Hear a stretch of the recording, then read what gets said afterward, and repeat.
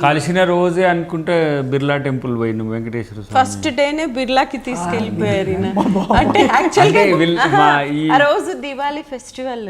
Okay. అయితే parents తో వెళ్ళాల్సి ఉండింది.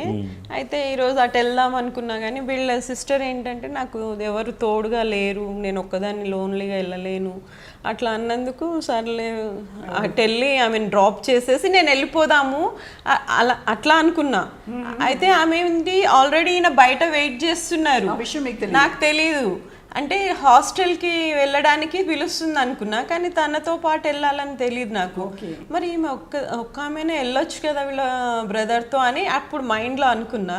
సర్లే అక్కడ హాస్టల్లో ఒక్కదాన్నే ఎట్లుండాలి, బాయ్స్ హాస్టల్ అనమాట, ఈయన కాచిగూడ హాస్టల్లో అప్పుడు ఎంసీ జాయిన్ అయ్యారనమాట.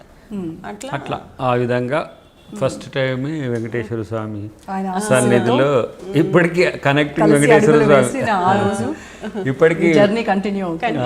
నేను అంటే ఏమంటాం సెంటిమెంట్ తలనీలాలు ఇచ్చుకోవడం అయితే ఎక్కువ శాతం ఆన్నే అవుతుంది, ఎక్కువ అదో సెంటిమెంట్ కూడా అయిపోయింది. ఎప్పుడైనా అలా అలా నో నో నో అనుకుంటూ పోతుంటాము, అక్కడికి పోగానే కొంచెం దూరం పోయి మళ్ళీ బ్యాక్ వచ్చేసి గుండు కొట్టించుకోవడం అనేది అలవాటు మంచి వైఫ్ ఇచ్చిన ఆయనకి మరి ఏమి రుణం తప్పదు కదా. ఇంకోటి అదెందుకో కనెక్టింగ్ కూడా. తిరుపతి వెంకటేశ్వర స్వామి అంటే చాలా టెంపుల్స్ ఉన్నాయి, చాలా ఉన్నాయి, కానీ అవి ఎస్పెషల్లీ ఈమె కలిసిన దగ్గర నుంచి అనేది కాకుండా నేను 2000స్లో అప్పుడు మాది కంప్లీషన్ అయినప్పుడు పోయినాం. అప్పుడు ఒక ప్లిజాంట్ ఫీల్ ఉండే